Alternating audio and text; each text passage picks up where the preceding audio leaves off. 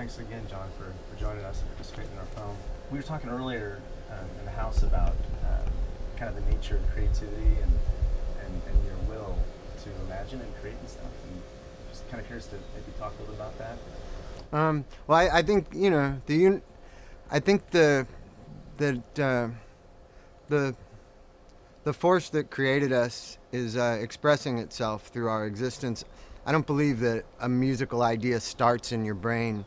I believe it starts at a place before that we don't have any direct contact with, and and and and I believe that everything that we do, everything that we create is nature expressing itself the same way that when a flower grows out of the ground or a tree grows out of the ground, it's nature expressing itself. And you might say that the tree is expressing itself by the way its branches move out, but it's the force that drives nature. That's that we don't that the tree is the visible appearance, the visible thing that appears to our senses, but I don't at all believe it's the source of why everything is perpetuated all the time, And music it's an ineffable thing that I don't think words can really do any good to really give us any true understanding of. It's we are able to make contact with that current, or that the creative force of the universe, or the source, or God, or whatever you want to call it. We're able to sort of connect with the intelligence of this by learning a musical language, learning a musical instrument, learning how to identify a sound and a feeling, and to be able to learn how to gradually express that feeling through an instrument. And so the more I feel like it's not just like we could the idea of somebody considering themselves responsible for a piece of music is ridiculous. It's we're only acting into the laws of nature that have that have given us the possibilities that we're exploring with the intelligence that we've been given. You have something like the frequency spectrum from low to high. That's what we're working with. That's here whether we're here or not. It exists as part of the structure of physical reality, and our brains are learning to interact with it through learning an instrument, or through using our voice in a certain way. But the possibilities are presented in this kind of invisible, silent way. They're just there, Sound, the laws of acoustics are what they are. The frequency spectrum is what it is. The 12 note to the octave scale was just something waiting to be discovered, but which was already a mathematical possibility before what's his name? Can't remember his name. Pythagoras thought of it, and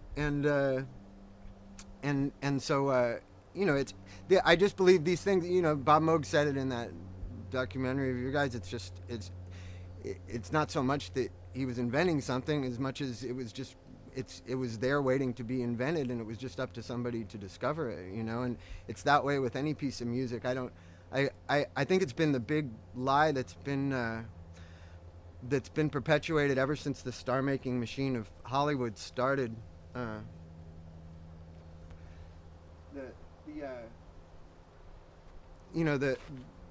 star-making machine of Hollywood has perpetuated a lie that the image is the thing, and that the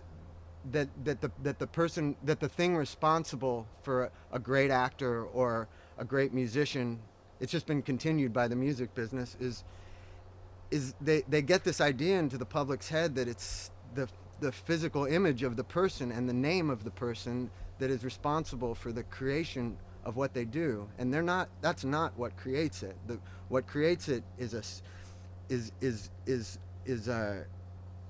the imagination, and the thing that the thing that makes it possible for one person to be in the right place at the right time in their life to create the things that they create, it has to do with a really complex structure of the mind and the soul and the nervous system and everything.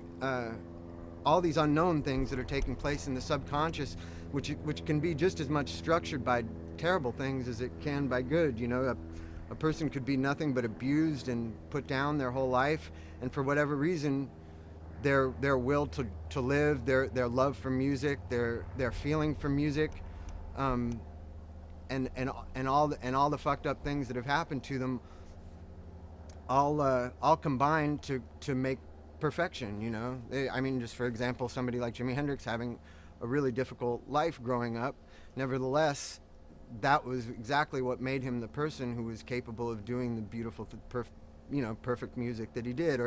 Or some kind of disadvantage like Beethoven being deaf. You know, things that appear to be disadvantages somehow in the complex network of the universe's intelligence end up working towards making this perfection. I really don't believe that somebody would do it with some kind of a perfect life. And this is just all stuff, it can't be explained. Nobody understands how, you know, why it is that results in it. But it's not because Jimi Hendrix looked the way he looked. It's not because Jimi Hendrix danced the way he danced, or because his name was fucking Jimi Hendrix. You know, it's like these things are just meaningless. Yet the way the business has used these media tools has perpetuated this idea that what's important is that he's the greatest guitarist ever, and he's Jimi Hendrix, and there's his picture, that's him. And it's like, you know, the only real picture of him is his music. You know, the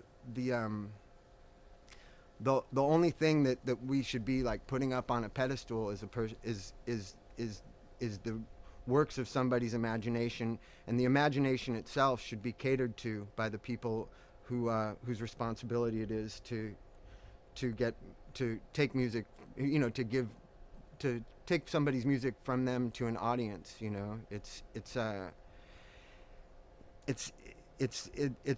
the real star of the whole thing. I don't believe that the human being is the star, and I don't believe their name is the star.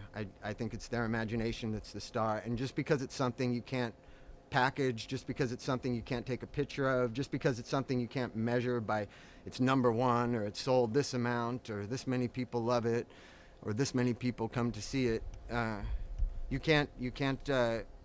just there's no way to quantify the imagination, and there's no way to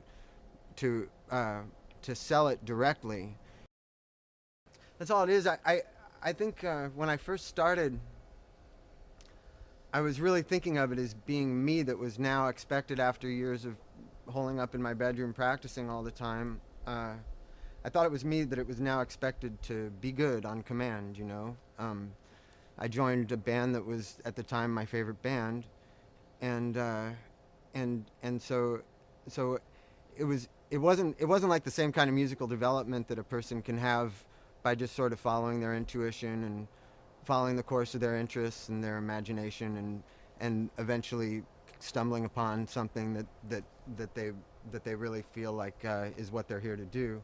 In my case, like, I joined a band and basically like was under a tremendous amount of pressure to be liked, to be good, you know, and I gradually realized that all those kind of concerns really disrupt creative thought and really stifle it, you know.